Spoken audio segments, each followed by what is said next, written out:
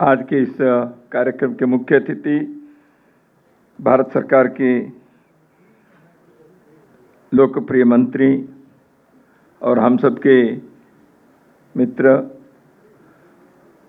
माननीय श्री नितिन गडकरी जी,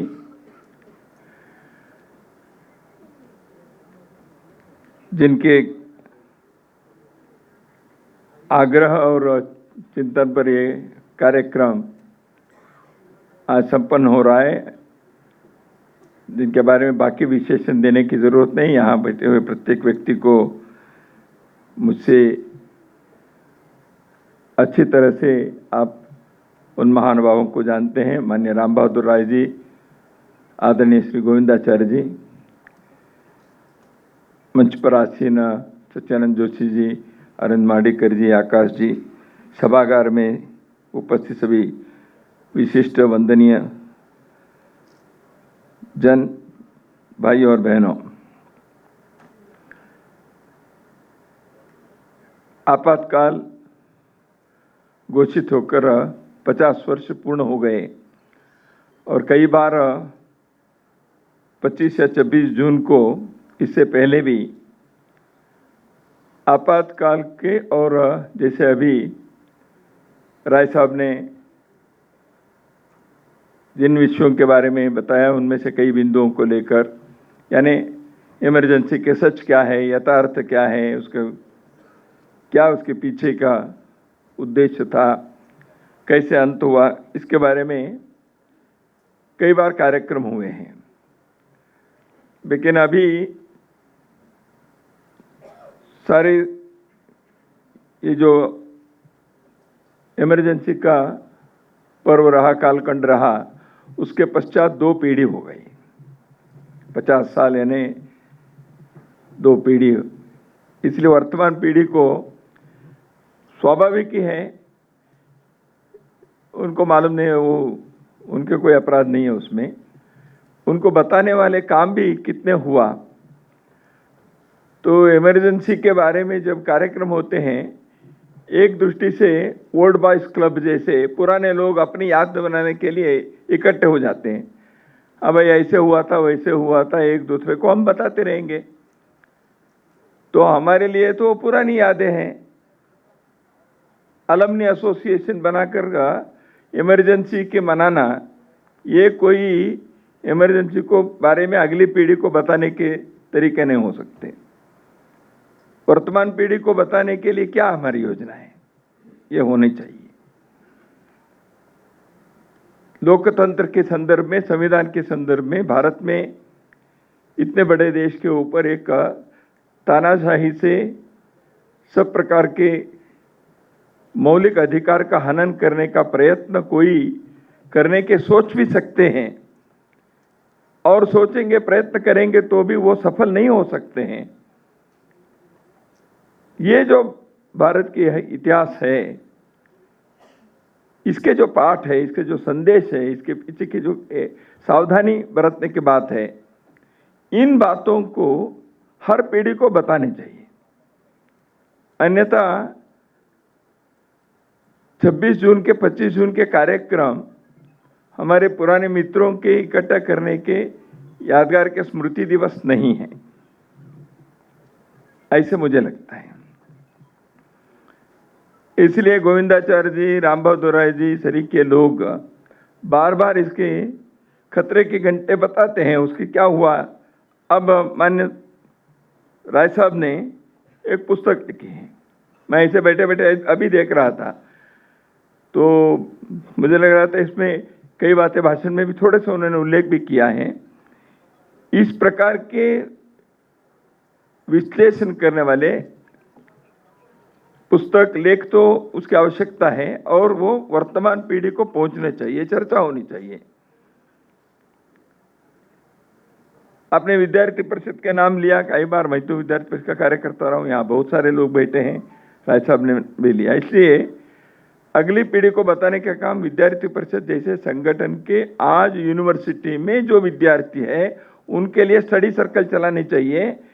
इमरजेंसी क्या रही, क्यों उसका अध्ययन करना चाहिए, उसे क्या पाठ सीखने चाहिए। और विद्यार्थी परिषद ने परसों एक बड़ा कार्यक्रम भी किया है। देश भर में उन्होंने इस दृष्टि से साहित्य भी और वर्तमान पीढ़ी के विद्यार्थी जो है उनको इस बताने के प्रयत्न वो कर भी रहे हैं। ऐसे काम होना चाहिए। इमरजेंसी क्यों लगी, उसका क्या हुआ, इसके बारे में तो हमने कई बार सुने। माननीय नितिन गडकरी जी ने भी कई बातों के बारे में उन्होंने याद भी दिलाए। इंदिरा जी अपने सत्ता को बचाने, अपने कुर्सी को बचाने के लिए लोकतंत्र का हनन किया, संविधान की हत्या की, ये सब बार बार उल्लेख भी हुआ है। 3 मोर्चे पर इंदिरा जी हार गई थी। अदालत में हार गई, राजनारायण जी ने जो केस लगाए थे उसमें, तो इसलिए उनके सांसद रहने के जो अधिकार था वो रद्द हो गया। इसलिए सांसद नहीं रहे तो प्रधानमंत्री भी नहीं है। ये तो न्यायालय में उनके हार हुई थी, लेकिन और 2 जगह पर हार गई थी। कई लोगों को याद भी है, मैं स्मरण दिलाना चाहता हूं। गुजरात में जनता फ्रंट चुनाव में जीत गई थी, कांग्रेस हार गई थी विधानसभा में। जब देश के अंदर युवाओं के, विद्यार्थियों के आंदोलन हुआ, जिसको जेपी आंदोलन के नाम भी हम सब जानते हैं, उस आंदोलन के शुरुआत के दौर पर जब प्रारंभ हुआ, थोड़े दिन में जो गुजरात में चुनाव हुए तो विधानसभा में कांग्रेस हारकर जनता फ्रंट जीत गई। तो इसका अर्थ चुनाव में हार। तीसरे मोर्चे पर हारी थी, वो जनता की अदालत में। देश भर में जो एक आंदोलन, पहले गुजरात में, बाद में बिहार में, जो युवाओं ने आंदोलन शुरू किया था, गुजरात की जीत हमारी है, अब बिहार की बारी है, यह हम नारे लगाते थे। हम नारे लगाते थे, जो भावी इतिहास हमारा है, संघर्ष हमारा नारा है, भावी इतिहास हमारा है। तो ये जो विद्यार्थियों ने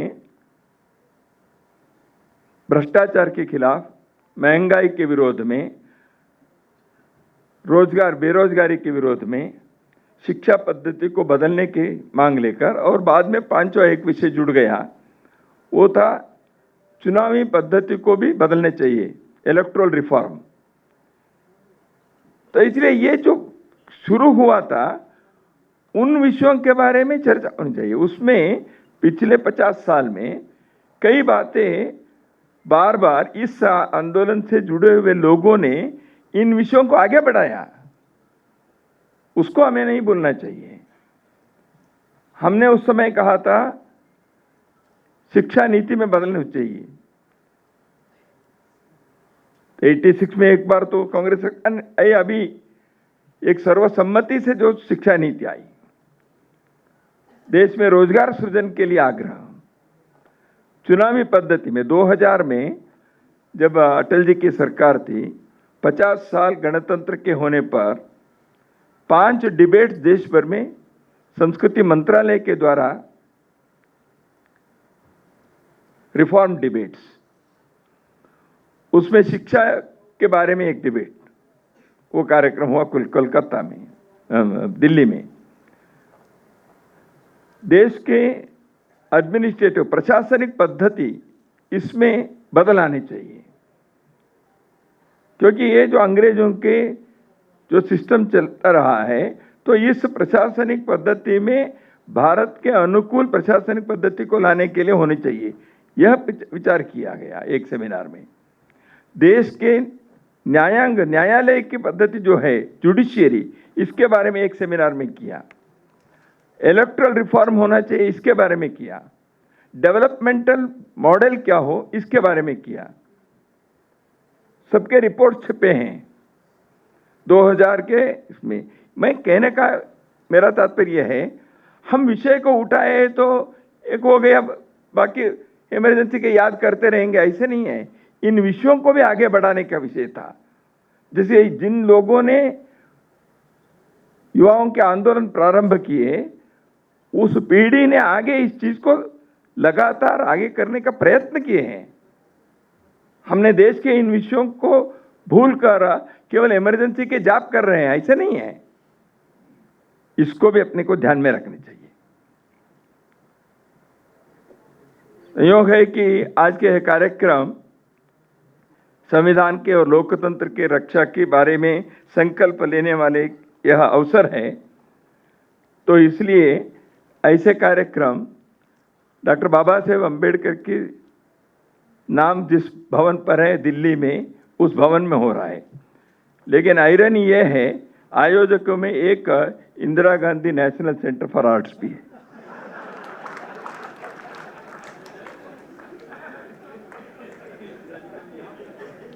और आयरनी के और आगे है, उसके अध्यक्ष राम बहादुर राय जी हैं। नियति क्या क्या करती है, तो इसका एक उदाहरण यहां है। तो इमरजेंसी जिस दिन उसकी घोषणा हुई, मैं बेंगलुरु में संघ के शाखा में सुबह गया तो पता चला, उन दिनों में मोबाइल नहीं था। आज की पीढ़ी को मालूम भी नहीं होता मोबाइल नहीं होने से क्या होता है। बेंगलुरु में टीवी भी नहीं था, 1975 में कोई टीवी वगैरह नहीं थे। तो हमको मालूम था पिछले दिन दिल्ली में कार्यक्रम हुआ था 25 को, बड़ा कार्यक्रम। और बेंगलुरु में अटल जी, अडवाणी जी, मधु दंडवते जी, एस.एन. मिश्रा जी, श्यामनंदन मिश्रा जी एक पार्लियामेंट्री कमेटी के टूर पर बेंगलुरु आकर वहां ठहरे थे। उसमें 3 लोग विधायक भवन के गेस्ट हाउस में थे और मधु दंडवते जी अशोक होटल में थे। ये हमको पिछले दिन मालूम था, क्योंकि हम आंदोलन में थे ही, आंदोलन तो चल ही रहा था, तो हम सब आंदोलन में रहे हैं। तो हमको बोला इमरजेंसी घोषित हो गई। तो तुरंत हम मोटर बाइक कर विधायक भवन की गेस्ट हाउस जो है वहां गए। अटल जी, अडवाणी जी को मिलेंगे, बताएंगे ऐसे। जैसे हम गए, तीनों तैयार होकर नीचे उतर रहे थे जलपान करके। उनके जो कमेटी की मीटिंग थी उसमें हमने बताया ये हुआ है। तो तब तक उनको भी थोड़ी सी जानकारी मिली होगी, लेकिन उन दिनों में मोबाइल नहीं था आपकी जानकारी के लिए। और सरकारी गेस्ट हाउस के फोन ट्रंकाल इतने काम भी करते नहीं थे उन दिनों में। आज करते हैं कि मुझे मालूम नहीं है, क्योंकि मोबाइल हो गया है सबके पास। तो उस समय में हमारे सामने अटल जी, अडवाणी जी, श्यामनंदन मिश्रा जी के गिरफ्तारी हुई। हम देख रहे थे, हम उस ऐतिहासिक क्षण के साक्षी रहे। तो हमने अब बताया तो अच्छा ही है, और क्या हुआ, तो क्या हुआ पता करो। तो इमरजेंसी लग गई। तब तक जैसे अभी राय साहब ने कहा, अंदाज तो पहले भी के.आर. मलकानी जी को, अभी प्रफुल्ल केतकर जी कह रहे थे, मलकानी जी को दिल्ली में आईबी के लोगों ने 1 सप्ताह पहले ही बुलाया था बातचीत करने के लिए, क्योंकि उन्होंने इमरजेंसी के बारे में ऐसे हो सकता है ऐसे अपने एडिटोरियल में लिखा था। तो उनको कैसे पता चला क्या है, ये पता करने के लिए। तो इसलिए अडवाणी जी, अटल जी को कुछ तो मालूम हुआ होगा, दिल्ली से वो चले थे बेंगलुरु। तो अडवाणी जी ने कहा यूएनए को फोन लगाओ। तो पुलिस आकर खड़े हैं उनको ले जाने के लिए। एस.एन. मिश्रा जी कह रहे हैं वेर इज द वारंट। तो बेंगलुरु के सिटी पुलिस कमिश्नर ने कहा sir there is no warrant, there is no need, आपका वारंट के बिना है, don't teach me law, I am the law maker, ऐसे उन्होंने एस.एन. मिश्रा जी ने कहा। मुझे आज भी याद है। तो पुलिस अफसर क्या कहेंगे, वो तो खड़े थे। तो उन्होंने कहा नहीं नहीं नहीं, bring the warrant then I will be. तो अटल जी ने, मिश्रा जी अब तो मामा के घर जाना ही पड़ेगा ऐसे। तो तब तक अडवाणी जी, मैं इसलिए कह रहा हूं, वो ऐतिहासिक क्षण था। अडवाणी जी ने कहा यूएनए पीटीआई को फोन लगाओ, तो हम मार दे। तो अटल जी ने पूछा क्या करना है। मैं फोन पर एक स्टेटमेंट देता हूं। अटल जी ने कहा आपके स्टेटमेंट छापने वाला कौन है। ही न्यू, अटल जी को मालूम था ये नहीं छपने वाला है। तो ऐसे देश में जिस प्रकार के मौलिक अधिकार का हनन करते हुए, लोकतंत्र की हत्या करते हुए, संविधान की धज्जी उड़ाकर भारत के एक जनमानस के आवाज को संपूर्ण रूप से दमन करने का एक नारकीय राक्षसीय प्रयास हुआ। सफल नहीं हुए, कुछ समय के लिए तो वो सफलता मिली उनको, लेकिन उसके कारण नुकसान क्या हुआ? नितिन जी ने बहुत सारे घरों के जो बर्बाद हुआ बताया। व्यक्तिगत रूप से कई लोगों के जीवन में जेल में रहने के कारण, अंडरग्राउंड में रहने के कारण, व्यवसाय में, नौकरी में जो नुकसान हुआ वो एक। पुलिस लॉकअप में जिस प्रकार के टॉर्चर के कारण, 3rd डिग्री मेथड जिनके साथ हुआ, दिल्ली में ओम प्रकाश कोहली जी जैसे उनके शारीरिक अवस्था थी, कॉलेज के, यूनिवर्सिटी के प्रोफेसर, उनके साथ क्या हुआ लॉकअप में? ऐसे हिंदुस्तान भर में एक जगह भाई, दो जगह नहीं। मैं ये नहीं कहता ये सब के लिए ऑर्डर यहां से दिल्ली से गया होगा, लेकिन जब ऊपर के लोगों के, जो सत्ता पर बैठे हुए लोगों के अधिकार के लालसा के कारण और उनके अहंकार के कारण या उनके मद के कारण, जब वो कुछ इशारा करते हैं, नीचे के तंत्र कैसे काम करता है उसका एक अत्यंत घोर उदाहरण इमरजेंसी है। मैं ये नहीं कहता कर्नाटक में किसी जिले के पुलिस लॉकअप में रहने वाले व्यक्ति को यहां से सूचना गई थी, लेकिन उन्होंने पकड़ लिया। क्या करना चाहिए? तो दबाओ। तो उनके हाथ में जो था वो सब किए उन्होंने। किसी को कैंडल से जलाया, किसी को एरोप्लेन लगाया, किसी को और कुछ किया, तरह तरह के उन्होंने करना शुरू कर दिया। यानी हमारे देश में उस समय देश के 25 साल आजादी के बाद हो गए थे। तो हम अंग्रेज लोगों ने भारत पर जो हुकूमत किए, उन्होंने यहां के लोगों के साथ गुलाम जैसे व्यवहार किया। वह अपने सत्ता के तंत्र को वही सत्ता चलाने की तरीका है, ऐसे तब तक रहा है। इस मानसिकता, ये जो है, इससे बाहर आनी चाहिए। We are not the rulers. अंग्रेजों ने यहां देश के ऊपर उन्हें हुकूमत करके यहां के लोगों को सेवक माना, वो मालक जैसे रहे, दमनकारी रहा। वो भारत स्वतंत्र होने के बाद भी हमारे प्रशासनिक व्यवस्था के लोगों को, यहाँ के सामान्य व्यक्ति जो टैक्स पेयर है, यहाँ के जो मतदाता है, वह उनके ऊपर हम हुकूमत कर रहे हैं। They are the subjects and we are the rulers. ये जो मानसिकता है, इसके खिलाफ आवाज उठनी चाहिए, इसके खिलाफ आंदोलन होना चाहिए। इसलिए वो हुआ था। तो इसलिए ये जो साइकोलॉजी होती है, उस दृष्टि से अगली पीढ़ी को बताना, क्या क्या बताना है।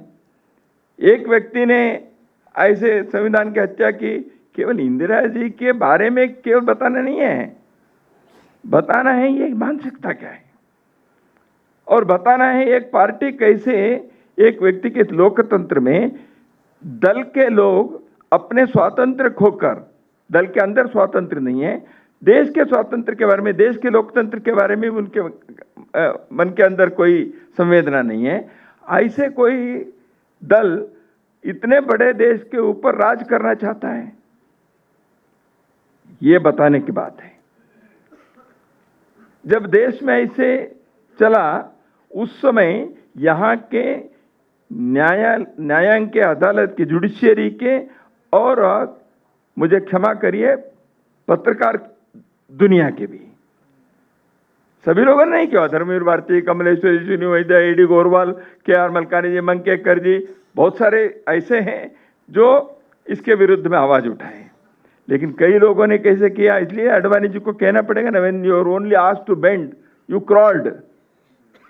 ये क्यों कहना पड़ा?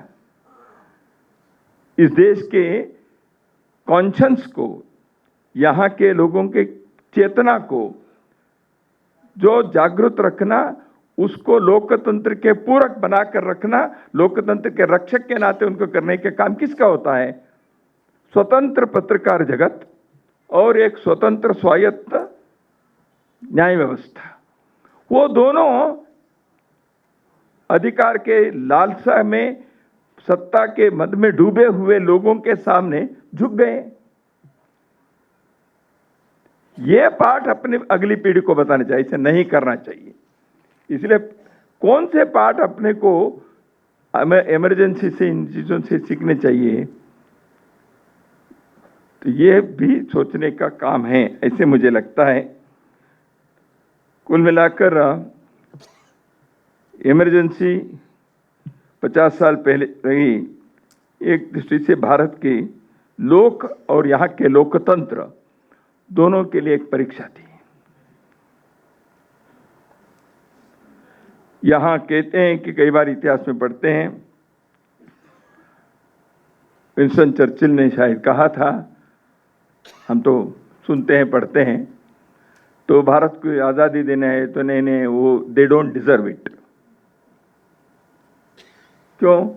तो वो बात में ऐसे है वैसे है, उनको ये फ्रीडम, डेमोक्रेसी, इसके लिए वो इतने मैच्योर्ड नहीं है भारत के लोग, ऐसे विंस्टन चर्चिल ने कहा था, ऐसे हम सुनते हैं। तो इसलिए एक परीक्षा थी, हम डिजर्व करते हैं कि नहीं करते। हम देखें तो देश 50 में गणतंत्र बना, 75 में इमरजेंसी लगी, 25 साल हुए थे। इस देश के सामने लोकतंत्र के, संविधान के संदर्भ में एक परीक्षा के काल आया। यहाँ के सत्ता पर बैठे हुए लोग कैसे व्यवहार करते हैं, यहाँ के सामाजिक संस्थाएं कैसे काम करती हैं, यहाँ के सामान्य जन कैसे लोकतंत्र के रक्षक बन सकते हैं कि नहीं बन सकते हैं। तो एक देश के सामने एक चुनौतीपूर्ण घड़ी जब आई, उस समय इस देश के नौजवानों ने, इस देश के सामाजिक चेतना ने, इस देश के देशप्रेमी लोगों ने, इस देश के लोकतंत्र के रक्षकों ने इस परीक्षा में अद्भुत ढंग से पास होकर उन्हें क्या, ये संभव नहीं है।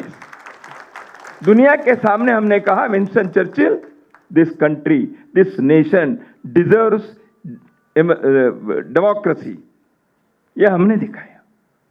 ठीक है, कुछ लोगों के मन में आया होगा इसको समाप्त करने के, दमन करने के, हत्या करने के उन्होंने प्रयत्न किया। जैसे अभी राय साहब ने कहा, उस फांसी के खंभे से उठाने का काम इस देश के लोगों ने किया, बलिदान दिए, कष्ट सहन किया, चुनौती को स्वीकारा, जिंदगी बर्बाद हुई। लेकिन इस सब होने के बाद भी उन सब के लिए एक मौलिक चीज, देश के लोकतंत्र, देश के जनता की आवाज, इसको बचाने के काम हम कर सकते हैं, यह हमने दुनिया के सामने रखा। लोकतंत्र इमरजेंसी के संदर्भ में जो हुए, बहुत सारे, बाद में एक पुलिस कमीशन बना, क्योंकि बहुत सारे लोग जेल में गए। जेल के अंदर क्या है, मैनुअल अंग्रेजों के ज़माने का। मैं कर्नाटक के जेल में था, मीसा में। मैं पहले बेंगलुरु जेल में रहा, बाद में बल्लारी जेल में रहा। पहले 6 महीने अंडरग्राउंड में सत्याग्रह वगैरह के आयोजन में था, बाद में मैं पकड़ा गया। मैं इसलिए कह रहा हूँ, मैं जेल में रहा ये कहने के लिए नहीं। कर्नाटक में 4 जेल थे, Bengaluru central jail, Ballari central jail, Gulbarga central jail, Belgaum central jail. चारों जेल के मैनुअल 4 अलग अलग है। Ballari central jail was ruled by Madras act. Gulbarga central, क्योंकि वो निजाम का कर्नाटक था उस समय, तो इसलिए वो हैदराबाद। बेलगाम सेंट्रल जेल के रूल मुंबई प्रोविंस के, और बेंगलुरु सेंट्रल जेल वोड मैसूर स्टेट के। 4 जगह पर 4 मैनुअल है अलग अलग। तो हमको पता चला हम जेल में जाने के बाद, नहीं तो कौन देखता है। तो मैं ये कह रहा हूं, रिफॉर्म की क्या क्या आवश्यकता थी। तो इसलिए बाद में एक पुलिस कमीशन का, धर्मवीर जी उसके प्रमुख बने। वो पुलिस कमीशन ने कुछ रिपोर्ट्स भी दिए। तो इसलिए रिफॉर्म हर जगह पर जो होना चाहिए, जेल से लेकर पुलिस से लेकर, या स्वतंत्रता की चेतना बनाए रखने के पत्रकार जगत या न्यायालय क्षेत्र या सामाजिक संगठनों के दायित्व या राजनीतिक दलों के जवाबदेही, ये सारी चीजों के चर्चा इस परिप्रेक्ष्य में, क्योंकि देश के सामने, दुनिया के सामने तो भारत ये डिजर्व करता है, हमने दिखाया, देश के अंदर भी हमें आत्मनिरीक्षण करने के लिए ऐसे क्यों हुआ। दूसरा है, ऐसे करने वाले लोगों के आज संविधान को प्रति लेकर घूम रहे हैं, तो उनको बताना पड़ेगा भाई, आज तक आपने इसके बारे में हिंदुस्तान के लोगों के सामने क्षमा नहीं मांगी, माफी नहीं मांगी है, मांगना पड़ेगा उनको। क्यों नहीं मांगते? आपने 1 लाख से अधिक लोगों को जेल में डाला, 250 से अधिक पत्रकारों को उनको जेल में रखा, मौलिक अधिकारों का आपने हनन किया, 60 लाख भारत के लोगों को उनके स्टेरलाइजेशन करने के लिए उनको मजबूर करके किया। इसी दिल्ली में क्या हुआ हम सब जानते हैं। जुडिशरी की स्वतंत्रता को आपने समाप्त कर दिए। ये सारे करने वाले लोग देश के सामने माफी मांगी है भाई। आपने पूर्वजों ने किया तो पूर्वजों के नाम से माफी मांगी है, हमको क्या। और एक बात, इस आपातकाल के दौरान भारत के संविधान के प्रस्तावना में, प्रियम्बल में 2 शब्द जोड़े गए हैं। राय साहब, आप इस विषय के बारे में कभी बोलेंगे या लिखे तो मुझे मालूम नहीं है, देखता हूं। 2 शब्द जोड़े हैं। हम लोगों को मालूम है सेक्युलरिज्म और सोशलिज्म के, वो प्रस्तावना में नहीं थे, पहले प्रियम्बल में नहीं थे। उन 2 शब्दों को जोड़ा है। प्रियम्बल शाश्वत रूप से है। क्या सोशलिज्म के विचार, आइडियोलॉजी के नाते क्या शाश्वत है भारत के लिए? सेक्युलरिज्म का शब्द भारत संविधान में नहीं था, प्रस्तावना में जोड़ा है। विचार में होंगे सेक्युलरिज्म के, बाकी गवर्नमेंट पॉलिसीज में है, स्टेट पॉलिसी में है, वो अलग बात है। तो इन 2 शब्दों को प्रस्तावना में जोड़ा। बाद में इसको निकालने के प्रयत्न हुआ नहीं है, चर्चा हुई, दोनों प्रकार के आर्गुमेंट्स हुए। तो क्या वो रहनी चाहिए प्रस्तावना में? ये विचार होना चाहिए, क्योंकि मैं जानता हूं संविधान के निर्माता डॉक्टर बाबा साहेब अम्बेडकर जी के नाम जिस भवन पर है, उसमें मैं खड़े होकर बता रहा हूं, ये बाबा साहेब अम्बेडकर ने जो संविधान बनाया था उस के प्रस्तावना में ये 2 शब्द नहीं थे। तो इसके उद्देश्य क्या है, विचार किया जाए। इसलिए अब संविधान के बारे में चर्चा कहते ही बाबा साहेब अम्बेडकर जी के बारे में नहीं है, ऐसे विषय भी है ना। वो बाबा साहेब अम्बेडकर ने नहीं बनाया। इमरजेंसी में जब देश के मौलिक अधिकार नहीं थे, देश के संसद नहीं था, न्यायांग पंगु बन गया था, उस समय आपने इसको जोड़ दिया।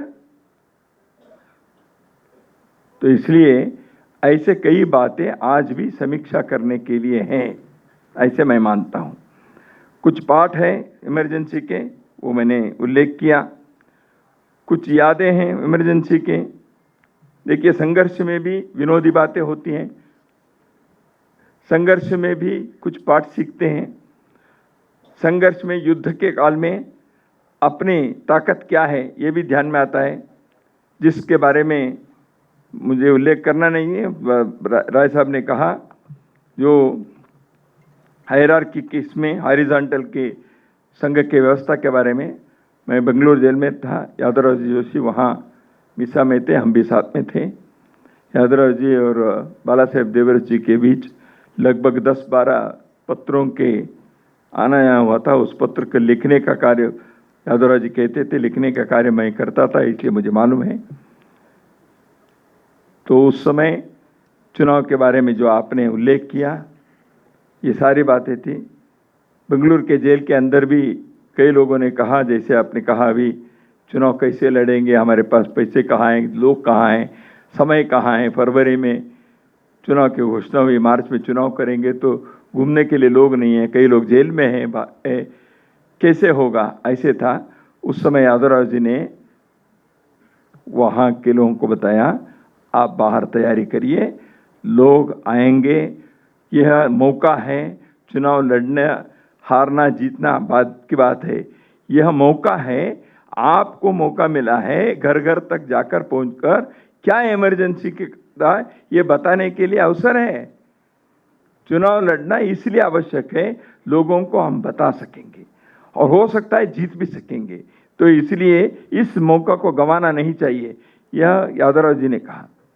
तो मैं इसलिए कह रहा हूं, जो पत्राचार चल रहे थे उसमें इनसे कई बातों के संदर्भ में उन दिनों में जेल के अंदर जेल के बाहर रहने वाले, दूरदृष्टि रखने वाले संगठन के नेता, आंदोलन के नेता इन विषयों को सोच समझकर करते रहे। इसलिए भारत के लोकतंत्र, भारत के संविधान, भारत की चेतना यह सुरक्षित रहे आज की पीढ़ी के सामने कहने के लिए हमें। लेकिन मैं कहूँगा, कई बार कहते हैं इमरजेंसी उनके कारण इनके कारण है, ये दो लोगों के कारण आया है, ये बैठे हैं ना, इनके कारण आ गया। तो ये जेपी आंदोलन वगैरह नहीं करते तो हम ये सारे होता नहीं था भाई। तो इसलिए इमरजेंसी के शिल्पकार कौन, ये नहीं है, लेकिन इमरजेंसी के जो हुआ, इस देश को हिलाया, इस देश के नौजवान द्वितीय स्वतंत्रता संग्राम में सहभागी होने जैसे का अवसर मिला, देश के अंदर एक आवाज उठाने का कार्य किया। इमरजेंसी लागू होने से 1 साल पहले ही मीसा में राय साहब बंदी हो गए थे। पुनः एक बार इस आपातकाल के दौरान जिन लोगों ने सब प्रकार के संघर्ष में सहभागी होकर जेल के अंदर रहे, बाहर रहे, अंडरग्राउंड रहे, जो भी रहे, और उनका सहयोग करने वाले प्रत्येक व्यक्ति जो आज जीवित है नहीं है, उन सबके प्रति मैं श्रद्धा से अभिवादन और अभिनंदन करता हूं, धन्यवाद देता हूं। इमरजेंसी के पाठ को हम अगली पीढ़ी को बताएं और इमरजेंसी के सीखे हुए चीज़ों को हम अपने हृदय में धारण करें। इमरजेंसी की अच्छी स्मृति को बार बार कहते रहें, आनंद भी लें। नमस्कार।